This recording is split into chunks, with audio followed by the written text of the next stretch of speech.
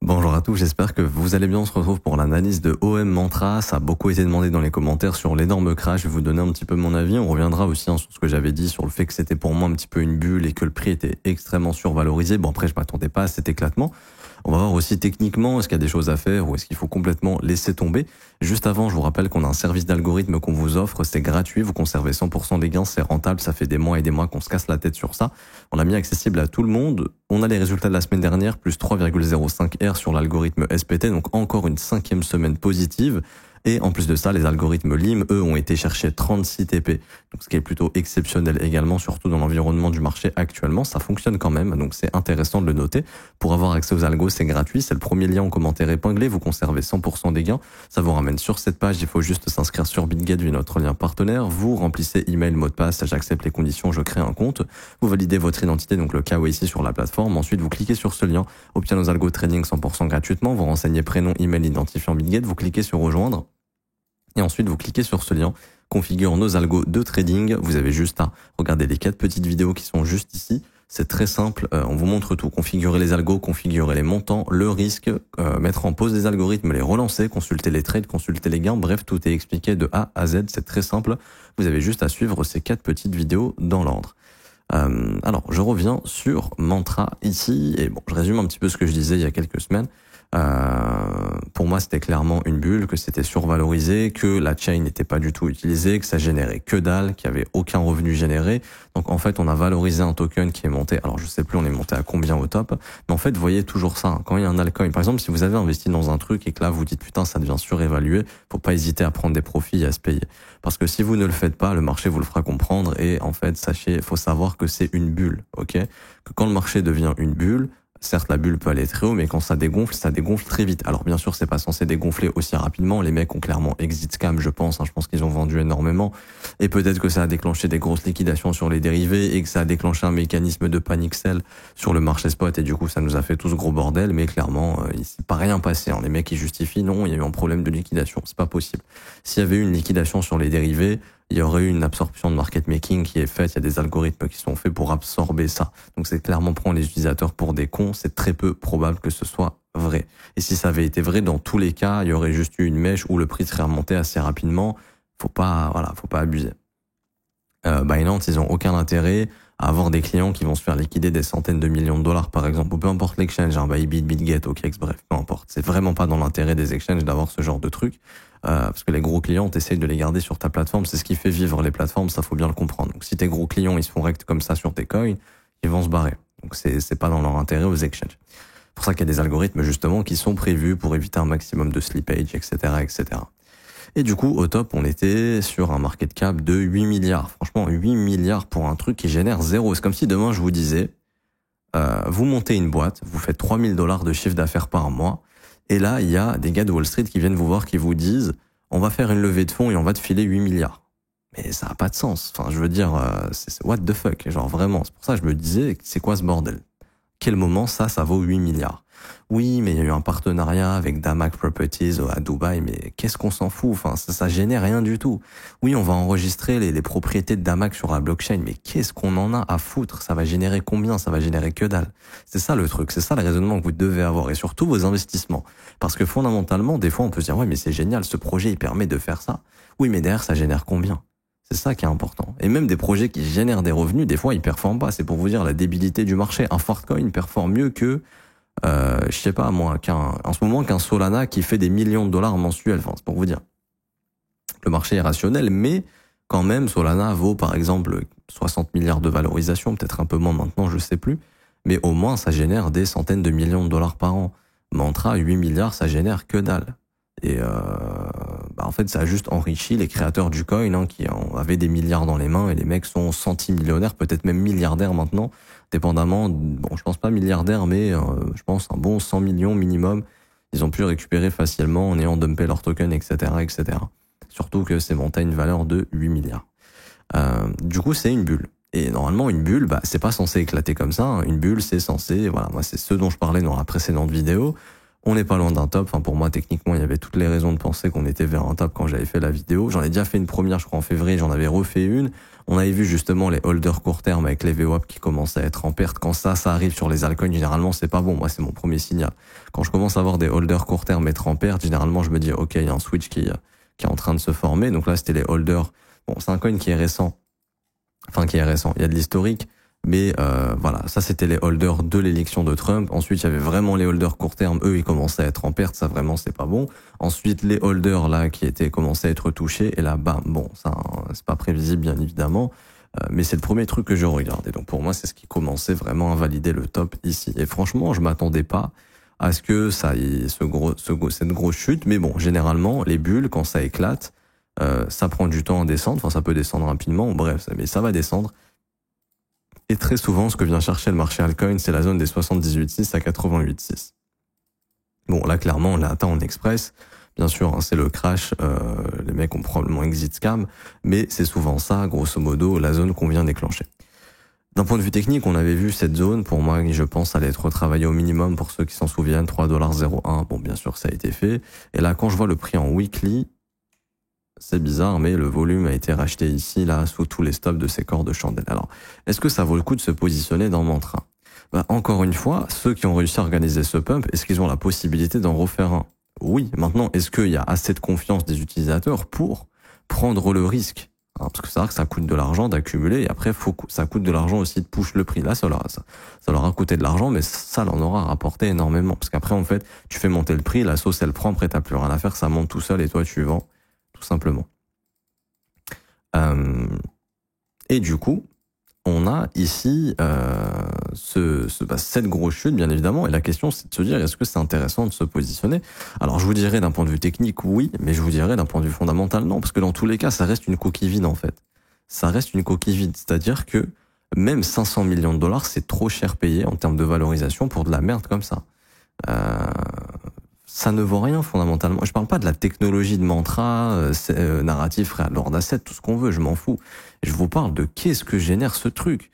Quand je voyais l'utilisation de la blockchain, il y avait même, je sais même pas s'il y avait 100 utilisateurs. Enfin, bon, j'abuse, mais encore, je sais même pas si j'abuse, je m'en rappelle plus trop, mais je sais que c'était quasiment pas utilisé. C'est ça le truc en fait. C'est que vous devez trouver des projets qui sont utilisés, qui ont la possibilité de générer des revenus, et d'être sustainable, être durable sur du long terme.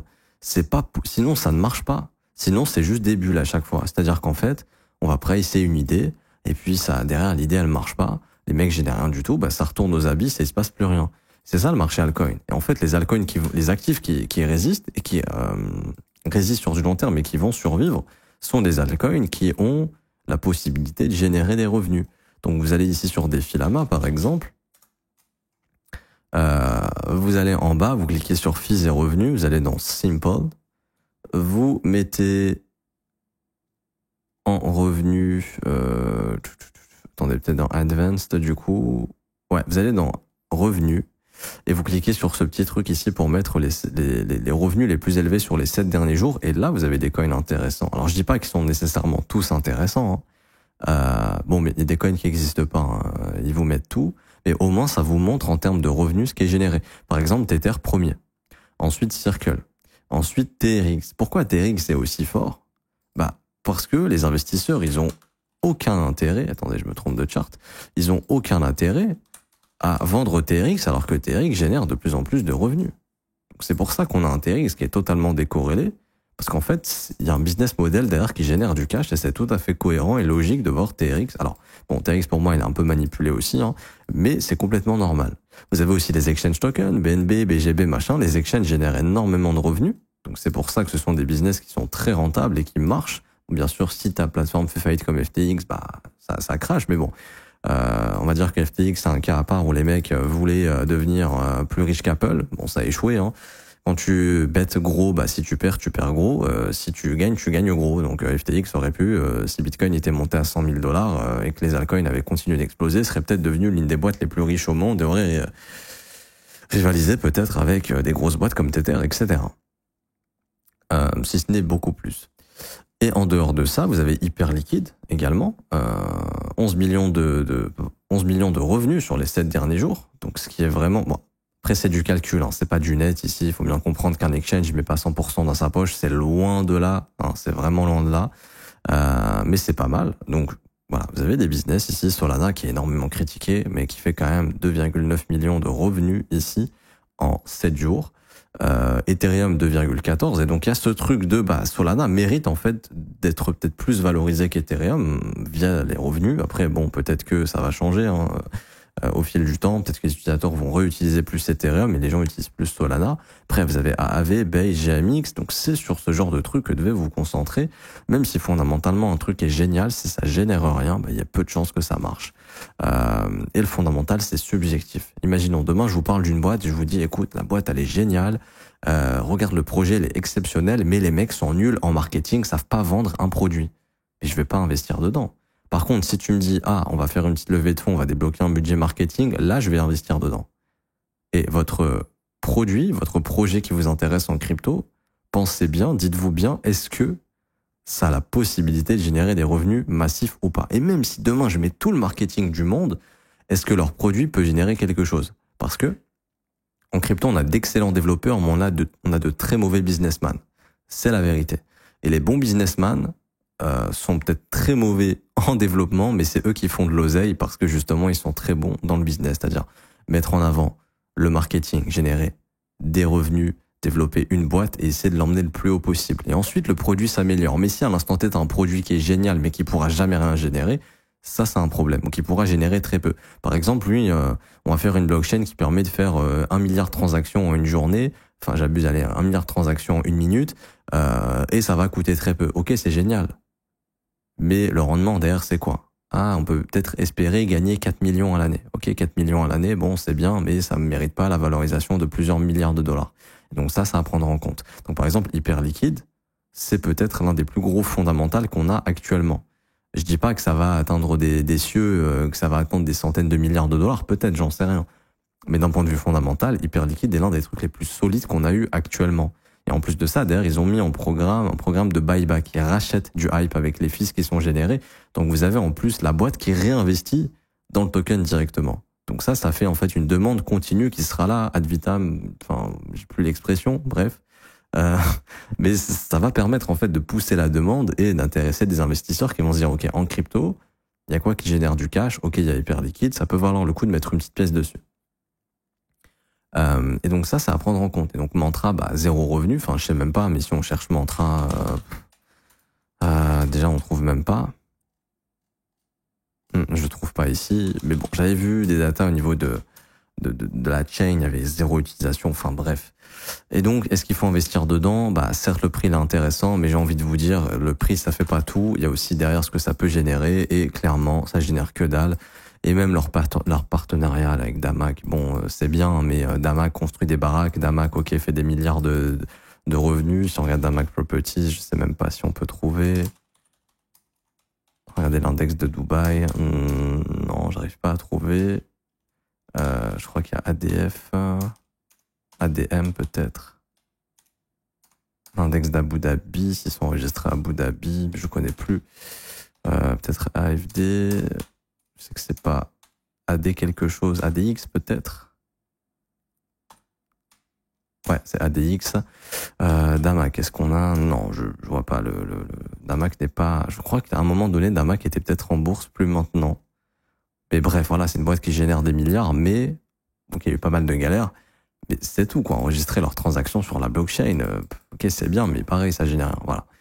Donc c'était pour faire le bilan. J'ai rien contre Mantra, honnêtement. C'est juste qu'il y a des tonnes de projets comme ça. Que Mantra, c'est une bulle qui est montée jusqu'à 8 milliards. Il y en aura peut-être d'autres, des coins. Il y a Fartcoin, par exemple, en ce moment, une bulle qui se construit.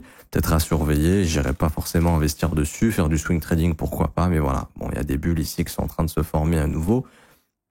Bien sûr, à pas investir sur du long terme, c'est du swing trading. S'il y a moyen de capturer un move, pourquoi pas. Mais voilà, il y a plein de bulles qui se construisent en crypto, qui éclatent, machin. Une bulle, ça se voit assez facilement quand ça va chercher des valorisations complètement débiles, comme ici, et que ça s'effondre. C'est l'éclatement de la bulle. Et ensuite, il y a des mecs qui réaccumulent, qui essayent de repousser ça et de se faire de l'argent. Et c'est ça, la crypto. Et quand la bulle éclate, généralement, la confiance des utilisateurs, elle disparaît. et les gens n'ont plus de pognon à réinvestir dedans, et les mecs qui ont organisé ce pump, généralement, n'ont plus trop d'intérêt à le refaire parce qu'ils ont fait des centaines de millions de dollars, et vous allez voir qu'ils vont revenir avec un coin, peut-être avec une équipe différente, pour essayer de retenter le coup, très probablement. Je m'arrête ici pour aujourd'hui, j'espère que ça vous aura plu. Si c'est le cas, n'hésitez pas à laisser un petit pouce bleu, vous abonner si ce n'est pas déjà fait, mettre un petit commentaire également. Merci à ceux qui jouent le jeu. Je vous rappelle, je vous offre un mentorship d'une valeur de 2700 €. Il y a 22 cours vidéo qui vous attendent, ça vous forme de A à Z, c'est gratuit. C'est littéralement une formation hyper complète sur le price action, comment se comporte le prix et comment en tirer profit. Vous avez juste à cliquer sur le premier lien en commentaire épinglé. Ça vous ramène sur la page que je vous montre de suite ici. Vous vous inscrivez sur BitGate, notre lien partenaire, en cliquant sur ce lien. Vous créez votre compte, vous validez votre KYC sur la plateforme, vous faites un trade d'une valeur de 100 USDT et vous êtes éligible au mentorship. Ensuite, pour le récupérer, c'est très simple. Vous cliquez sur ce lien, la meilleure formation de trading crypto. Vous cliquez sur obtenir gratuitement, vous renseignez votre email et votre identifiant BitGate, vous cliquez sur recevoir et dans un délai de 24 heures, on vous enverra le mentorship par mail. Ensuite, pour ceux qui veulent rejoindre mon école et se former à mes côtés, c'est mon accompagnement le plus premium parce que c'est un accompagnement. Tous les jours, mon équipe et moi, on est là dans le Discord à répondre à vos questions. Je fais les analyses privées dans le Discord tous les jours, du lundi au vendredi. L'équipe est dispo du lundi au lundi. On est là tous les jours pour vous poser, pour répondre à vos questions, bien évidemment, pour vous accompagner dans votre trading. Également, vous avez accès à la formation de l'école, qui est la formation la plus complète, 19 heures de cours vidéo, 8 modules, et vous avez aussi un accès privilégié au Discord dans la partie de l'école pour justement poser toutes vos questions, échanger avec les élèves, les professeurs, etc., etc. Le prix est de seulement 49 € par mois, c'est sans engagement. Vous avez aussi les offres 3, 6 et 12 mois qui, elles, sont moins chères parce que ce sont des paiements one-shot, il y a des réductions. Par exemple, 36% de réduction sur l'offre de 12 mois. Et vous avez également les témoignages des membres juste ici, hop, si vous souhaitez les lire, pour vous faire une petite idée avant de nous rejoindre. Vous serez les bienvenus, je m'arrête ici, on se retrouve très bientôt. Ciao, ciao.